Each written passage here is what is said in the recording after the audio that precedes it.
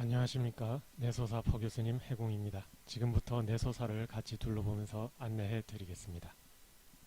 먼저 사천왕문입니다. 사천왕전에 모신 사천왕상은 사찰을 수호하는 수호신을 의미합니다. 그리고 사천왕문에 주련이 걸려 있는데 이 주련의 내용은 내소사에서 주석하셨던 근대의 선지식이신 해안 큰스님께서 지으신 오도송, 깨달음의 시입니다. 그럼 안쪽의 사천왕상을 살펴보겠습니다. 비파를 들고 있는 지국천왕, 칼을 들고 있는 증장천왕, 용과 여의주를 들고 있는 광목천왕, 그리고 보탑을 들고 있는 다문천왕입니다. 이제 사찰 안으로 들어서면 저쪽으로 당산나무가 보이고 저쪽으로는 물을 마실 수 있는 수각이 보입니다만 수각은 현재 코로나로 인해 이용하실 수 없습니다. 여기서 좀 더 위로 올라가면 동종이 보입니다. 여기 안내 표지판에 보시면 보물 제277호라고 나와 있지요. 고려시대 1222년에 제작된 동종으로 원래는 청림사라는 절에 있던 동종인데 청림사가 폐사된 후에 오랫동안 매몰되었다가 조선 철종 4년에 내소사로 옮겨진 동종으로 전형적인 고려 후기의 동종입니다. 이 종은 현재 사용하고 있지는 않습니다. 실제로 사용하는 종은 저쪽에 있습니다. 그러면 범종각으로 가보겠습니다. 우리나라의 전통 공용 문화에 사물놀이라는 것이 있지요. 절에도 사물이 있는데 바로 여기 있는 범종, 법고, 목어, 운판이 바로 사찰의 사물입니다. 종소리는 명부세계의 중생을, 북소리는 모든 축생들을, 목어소리는 물속 생물을, 운판소리는 날짐승을 제도한다는 상징적인 의미가 담겨 있습니다. 그리고 저쪽으로 내소사라는 현판이 보이시죠? 저기는 설선당인데 올라가서 설명을 드리겠습니다. 그리고 저기 연등 위로 보이는 건물은 복례로입니다. 저기 현판이 보이시죠?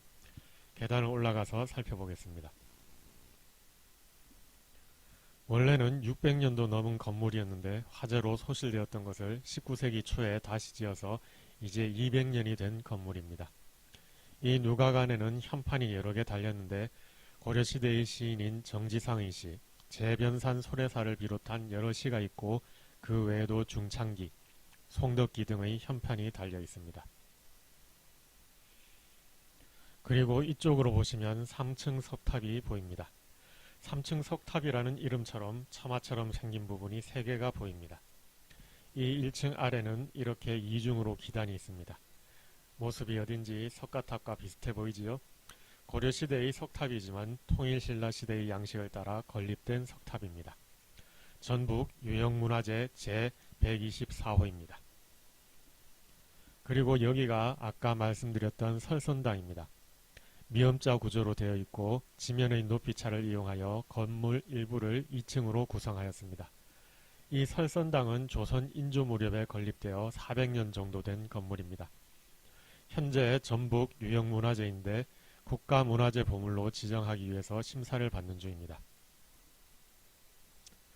여기서 잠깐 내소사의 역사를 간략하게 말씀드리겠습니다. 내소사는 백제 무왕 34년, 그러니까 633년에 창건된 전통문화재 사찰입니다. 그러니까 1400년 정도 된 사찰이죠. 우리나라의 불교가 전해 내려온 것이 1600년이 넘었으니까 우리나라 불교의 역사와 궤를 같이 하는 고찰이라고 해도 과언이 아닙니다. 그런데 안타깝게도 임진왜란 때 절의 많은 부분이 소실되었는데 조선 인조 시절, 그러니까 약 400년 전에 청민선사께서 중건중수하셨습니다.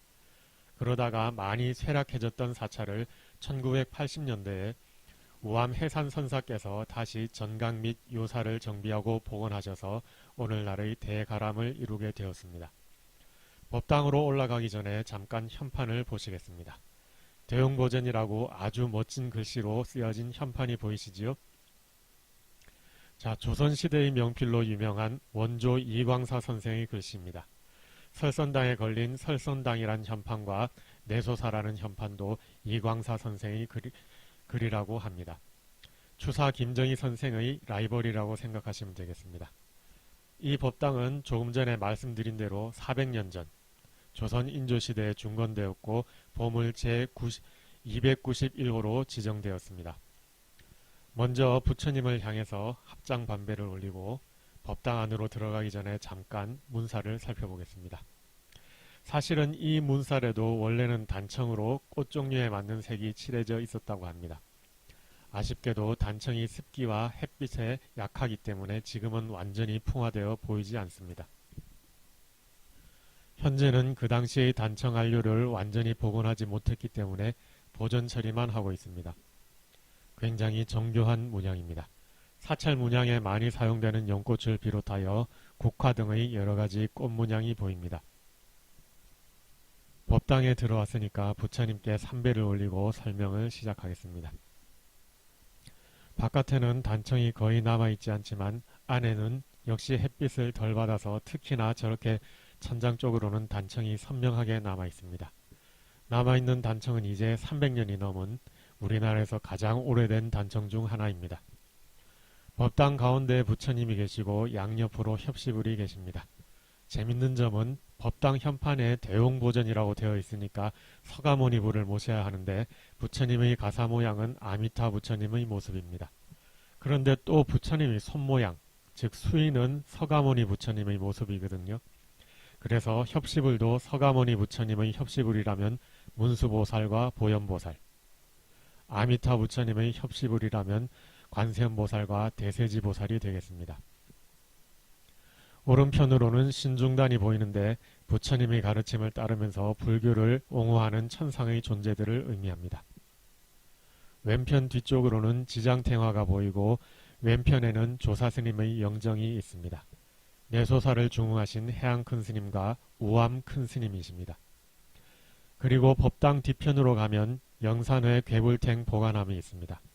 이 괴불탱은 야외에서 큰 법회를 지낼 때, 그러니까 부처님 오신 날 같은 경우 바깥에 걸어놓는 괴불입니다. 이 괴불도 300년이 넘은 문화재로 보물 제1268호입니다. 보존을 위해서 평소에는 이 보관함에 보관하고 있습니다. 잠깐 자료화면 참고하시겠습니다. 그리고 상단탱화 반대편에 보면 이렇게 커다란 후불벽화로 관음보살님이 모셔져 있습니다. 보통 후불벽화로 이렇게 벽면 거의 전체를 사용하는 경우는 극히 드물다고 합니다. 각도가 잘 나오지 않으니까 이번에도 자료화면 보시겠습니다. 이 백의 관음보살 자상의 눈을 보고 걸으면 눈이 따라오는 듯이 보일 때가 있는데 그 눈을 바라보면서 소원을 빌면 소원이 이루어진다는 전설이 있습니다. 전설이라고 하니까 내소사 법당에 얽힌 전설이 있는데 다시 앞쪽으로 가보겠습니다. 대들보를 나뭇가지 모양으로 가로지르는 것을 포라고 하는데 그 포 중의 하나가 저렇게 목심 크기만큼 빈 부분이 있습니다. 이 대웅전이 임진왜란 때 불타서 조선 인조 시절에 다시 중건되었다고 말씀드렸지요. 그 당시의 일을 다룬 전설입니다.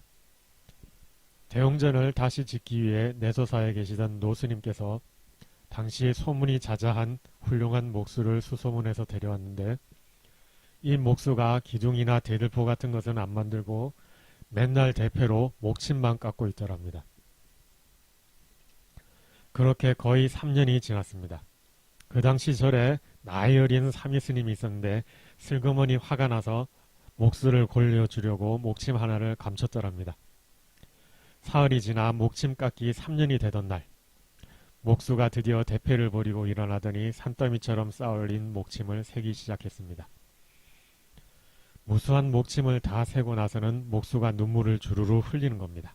그러더니 목수가 연장을 챙겨서 노스님을 찾아갔습니다. 스님, 제가 아직 법당 지을 인연이 먼 듯하옵니다. 왜? 무슨 까닭인고? 목침 하나가 부족합니다. 아직 제 정성이 미흡한가 봅니다. 가지 말고 법당을 짓게. 목침이 그대의 경기를 말하는 것은 아닐세. 그래서 목수가 그날부터 순식간에 법당을 지어 올렸는데 과연 저렇게 목침 하나만큼 빈틈이 있더라고 합니다. 여기는 조사전이 있습니다. 내소사에 주석하셨던 여러 조사 스님들을 모신 전각입니다. 그리고 좀 더 가면 지장전이 있습니다. 지장전은 말 그대로 지장보살님을 모신 전각입니다.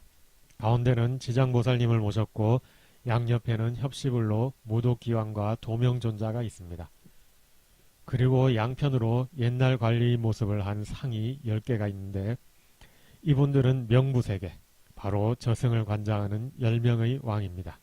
바로 명부시왕이라고 하지요.